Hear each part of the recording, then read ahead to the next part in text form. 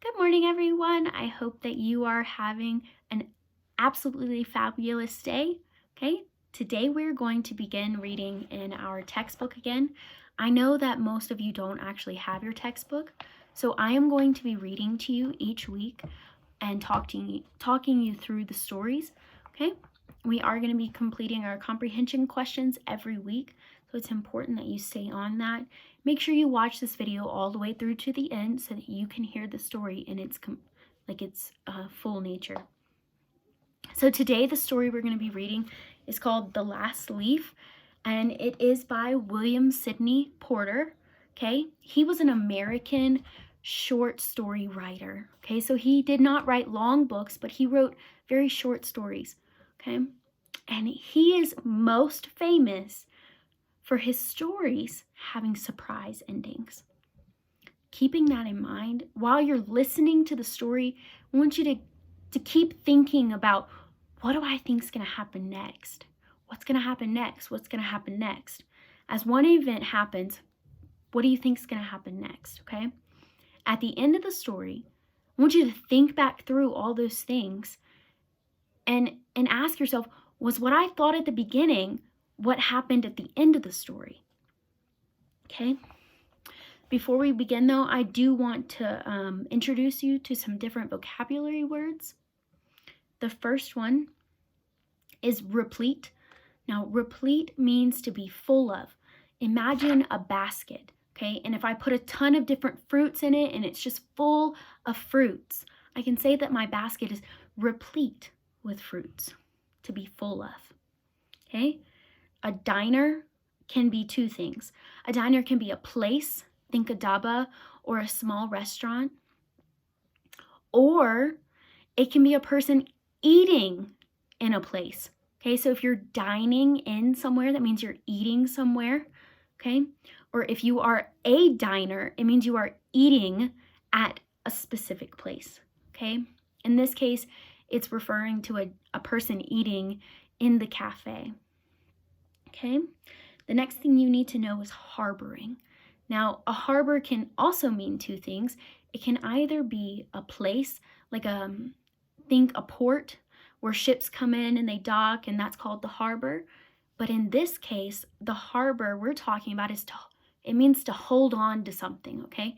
So if I'm harboring feelings, maybe we got into an argument and maybe I'm still holding on to those feelings, one could say that I was harboring bad feelings, which we should not do, okay?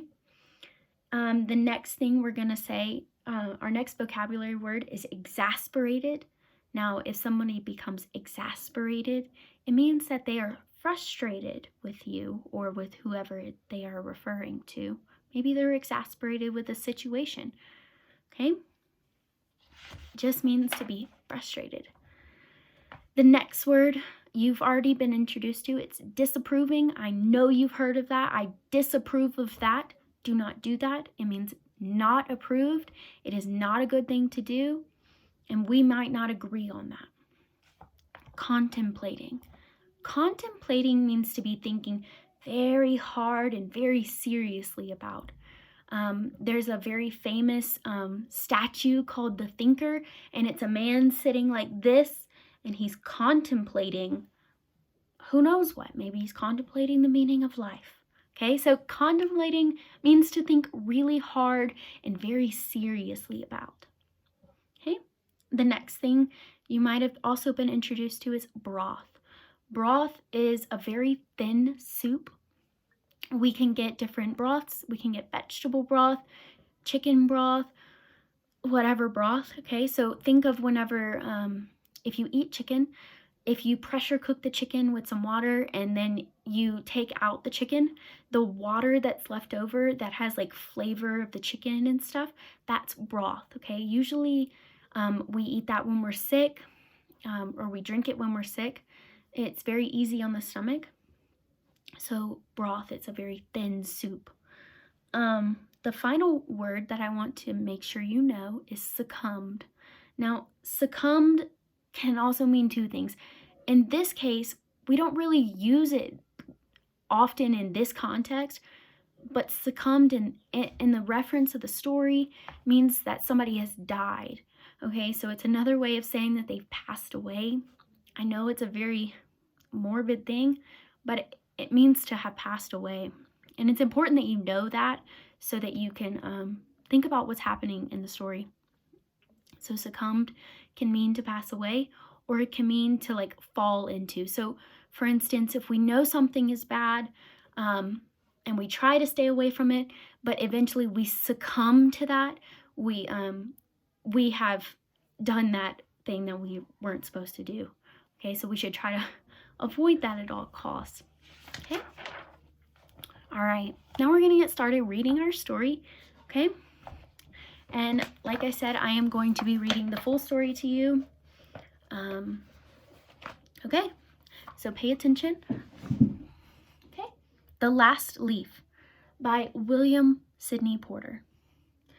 On a late spring evening, Johanna Gaines from San Francisco, Sebastopol, it's a place in west of the United States, in California, was looking for a place to sit with her tray of food in hand in a small cafe in the village of Greenwich, located in a small district just west of Washington Square in New York City.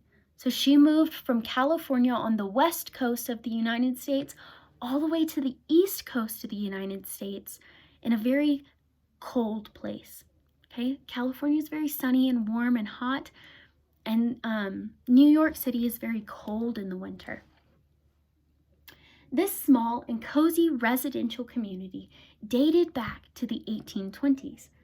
Today, in 1899, this place was replete with many colorful restaurants, theaters, and shops, dotted still with beautiful old brick houses here and there. Budding artists generally came and settled down here because of the quiet and peaceful atmosphere and apartments that were available on low rent. Johanna, or Johnsy as her friends called her, finally spotted a small table with 2 chairs that had just one diner. She went up to the girl and asked her permission to join her. The two soon began to talk. Johnsy learned that her fellow diner's name was Susan Cross, or Sue, and was an artist just like her. She had come all the way from Greenwich, from Maine. That's also in the east. It's in the very top part of the United States. Hoping to make a career in the creative field. Before they knew it, the two began chatting with each other.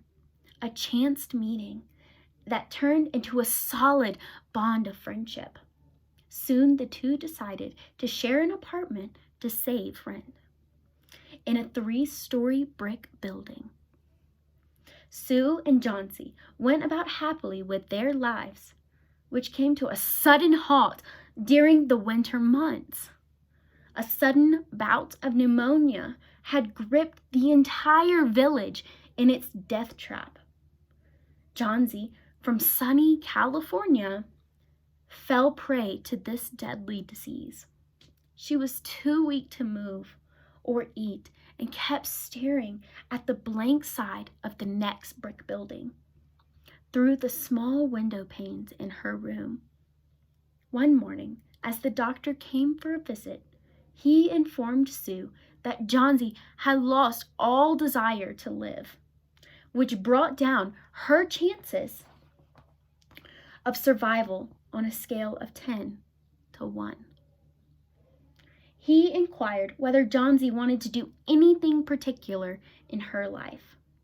When Sue informed him that Johnsy had always wanted to paint the Bay of Naples, that's in Italy, the doctor rubbished, harboring such desires, and asked Sue, does she have a man in her life who can instill some hope in her? A man, doctor? How can a man help? No, there is no man in her life. said an exasperated Sue. Well, find her something. Give her something to look forward to live. And saying so, the doctor left, leaving a clueless Sue trying to figure out how to help her friend. She went into her workroom and cried for some time.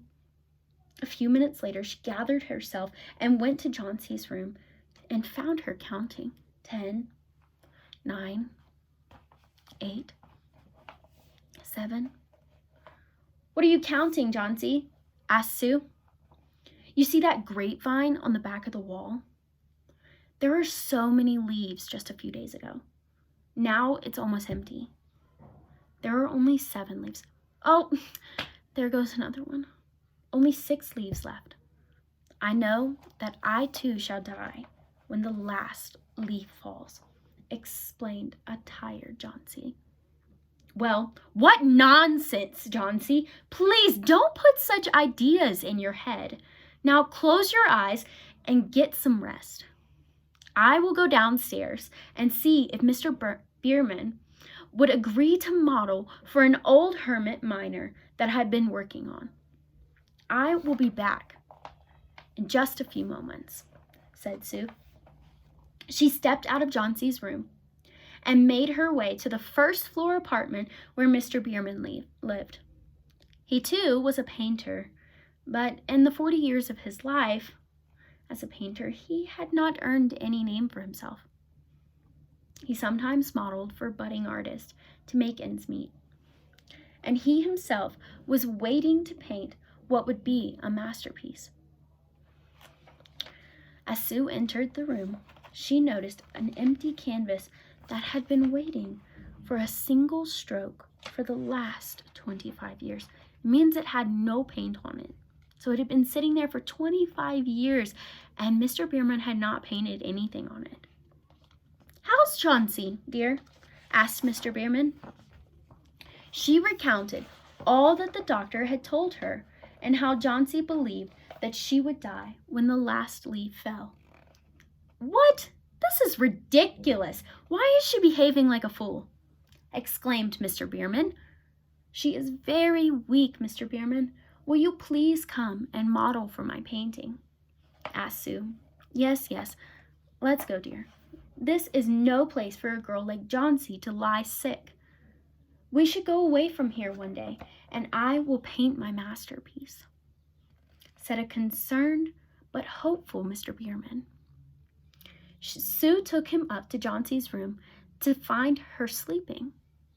She very carefully pulled up the shade a little, and showed Mr. Bierman the grapevine.